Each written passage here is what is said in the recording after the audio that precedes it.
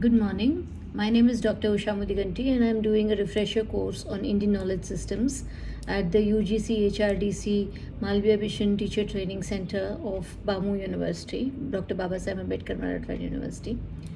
And this is my submission for the seminar paper module of the course. So, in this module, we are going to discuss Sangam Poetry. Now, this module was supposed to be on Indian knowledge systems, and the course is on Indian knowledge systems. Sangam Poetry is a very important aspect of Indian knowledge system that we seem to have overlooked or we do not talk enough about. But it's a very rich treasure house of information. So I'll tell you a little bit about Sangam Poetry. Now, Sangam Poetry is the poetry that was composed, sung, shared, discussed among poets in the Tamil region, and this poetry was written in the ancient Tamil, which is also called Dravidam, and it had its completely different poetics. The poetics were not like Sanskrit poetics. The poetics were absolutely different from Sanskrit poetics. So how did we get to know about Sangam poetry? Now, one of the first scholars of Sangam poetry in modern times was Professor A.K. Ramanujam. A.K. Ramanujam happened on Sangam poetry quite by chance. He was in a library in Chicago looking through some books connected with his research and happened to see some Tamil books, and being a Tamil speaking person with his mother tongue being Tamil, he got interested and started looking through the books and found that it had mention of Tamil grammar and ancient classical Tamil literature that he had no information of. So he went to India and or rather he came back to India for some kind of a field trip or something, and went to Tamil Nadu and found scholars of Tamil literature, and he found this person called Chaminathan Iyer, who had a little bit of information about classical Tamil literature, and from there the journey started, and the journey culminated in his compiling this book. It's called Poems of Love and War. And this is a selection of the few surviving Sangam poets. Now, the reason I'm saying surviving is because Sangam poetry was written between 100 BC and 250 AD in what is now the southern tip of South India. And it is believed that there were 3 Sangams, and nothing from the first Sangam has survived. None of the poems or none of the compositions from the first Sangam has survived. From the second Sangam, a book of grammar called Tolkappiyam has survived. And from the third Sangam, 8 anthologies of poetry called Etutokai and 10 long poems called Padapata have survived, right? So this collection that I showed you just now is comprises poems from the anthologies of the Etutokai, right? And these sangams, each one of them, it's believed lasted for 4,440, 3,700 and 1,850 years respectively, with memberships of gods, sages, poets, kings, everybody, right? And it mentions a great flood. The literature that survived mentions a great flood that destroyed millennial old kingdoms and a large body of literature, and that is how people have gathered that there was something called a previous Sangam, right? The first Sangam, of which nothing has survived. So in this 8 anthologies and 10 long poems, the total of all of these is 2,381 poems. Of the 2,381 poems, 102 poems are signed as anonymous. Others have actually mentioned their names, the poets have mentioned their names, and therefore you can figure out which poem was written by which poet. But 102 poems are signed as anonymous. Now, Professor Tharu, Susie Tharu, and K. Lalita in Women Writing in India, who have also mentioned Sangam poetry and have talked about a few Sangam poets, also recorded one or two translations of Sangam poetry, including translations by K. Ramanujam, suggest that anonymous is usually women. Women do not want to name themselves, and therefore they say that, therefore they sign it off as anonymous. However, Ramanujam has identified 12 women poets, and of the 12 women poets, among the 12 women poets, he has recorded 28 poems in this collection that he has made, right? Now, the astonishing thing about this is that of the 28 poems that are that were collected by Ramanujam, 20 are about matters that usually are believed to be matters that women do not deal with, and are believed to be matters that men talk about, because these are about kings and wars and praising warriors and such like things, whereas only 8 poems are about personal issues like emotions and longing and loss, matters that are typically believed to be matters that women write about. So here were women who were writing about public events, about war, praising kings, talking about being patronized by kings, talking about the glory of their king, the generosity of their king, and therefore participating in a public life of the time, right? So clearly this shows us that there wasn't the kind of divide between public life and private life where women are believed to be confined to private spaces, and men are supposed to be the ones who are leading more of a public life, right? So this doesn't seem to be the case, at least in the Sangam period. Now, what Professor Ramanujam has done is that he has said that when he was studying Sangam poetics, he tried to understand what these poems mean and what do they signify, and while doing this study, he classified the poems into 2 kinds of poems. The first one is called the Aham poem.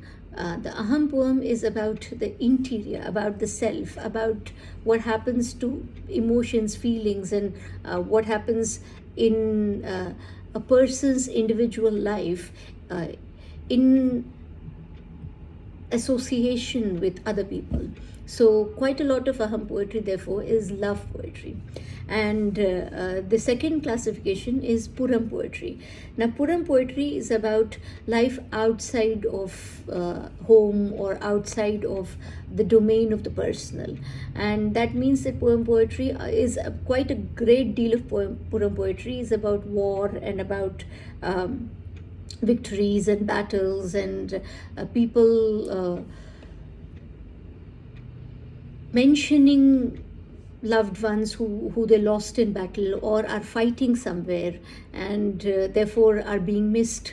So here are all these women talking about love and also talking about, actually mostly talking about war and victory, and also about how they have contributed to war and victory by sending off their loved ones into battle, right? So also, these poems are, as I've told you earlier too, are about love and war, right? And there are hardly any actually about religious matters. So they are more or less secular poems.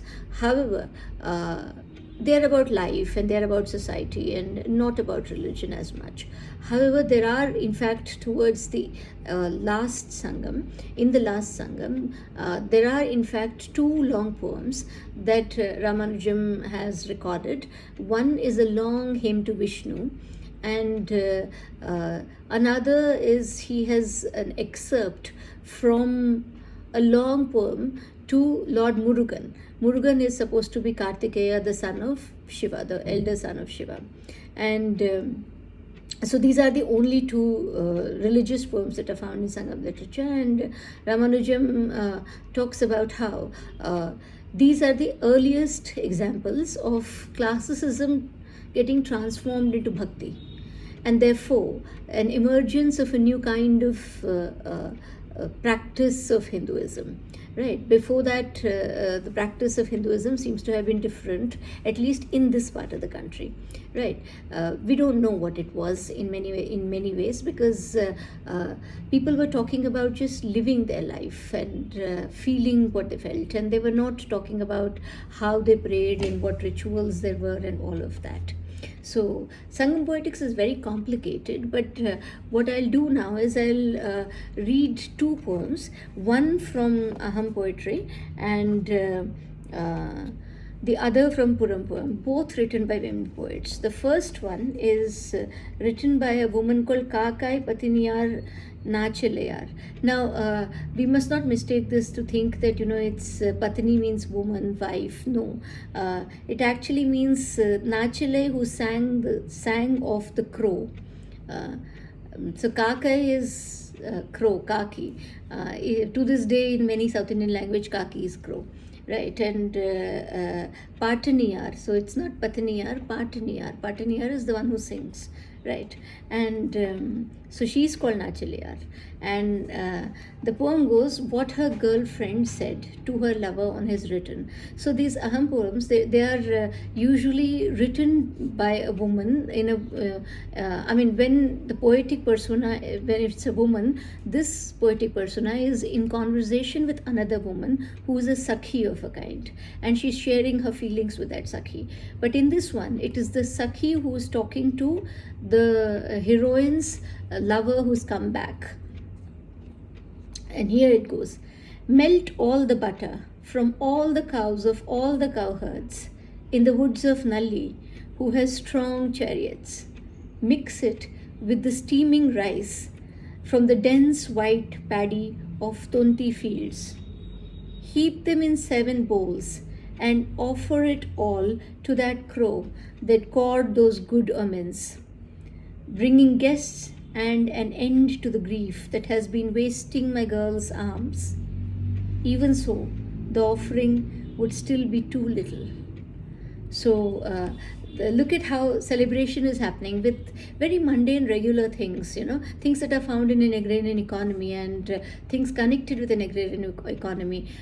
Make ghee rice and who do you offer it to? Not to the village and not to the friends and family, but to the crow that brought in the news of the lover coming back. To this day, it's believed that if a crow caws, guests are going to come. At least in South India, that belief is there to this day. Right, that when a crow sits on your house and caws, then guests are going to come. So you can see how some of the symbols and some of the belief systems of that period survive to this day.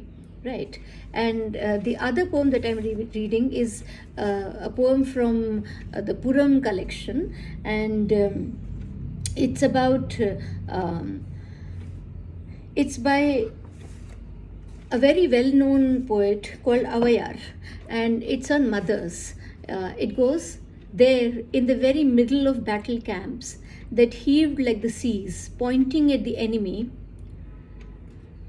the tongues of lances, new forged and whetted, urging soldiers forward with himself at the head, in a skirmish of arrow and spear, cleaving through an oncoming wave of foes, forcing a clearing.